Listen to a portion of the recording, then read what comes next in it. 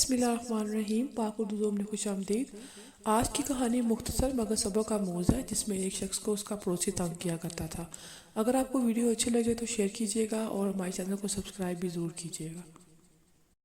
حضرت ابو ہریرہ رضی اللہ عنہ روایت کرتے ہیں کہ ایک شخص نے رسول پاک صلی اللہ علیہ وآلہ وسلم کی خدمت میں شکوہ کیا کہ اے اللہ کے رسول صلی اللہ علیہ وآلہ وسلم، میرا ایک پڑوسی ہے جس نے ناک میں دم کر رکھا ہے اور اس کی تکالیف سے میں عاجز آ چکا ہوں۔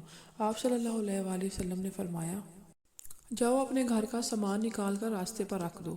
وہ آدمی گیا اور اپنے گھر کا سارا سامان نکال کر باہر رکھ دیا اور وہیں بیٹھا رہا۔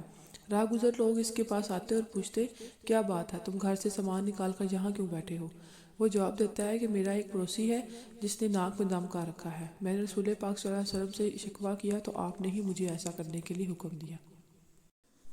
جاؤ اپنے گھر کا ساز و سامان باہر نکال کر بیٹھ جاؤ۔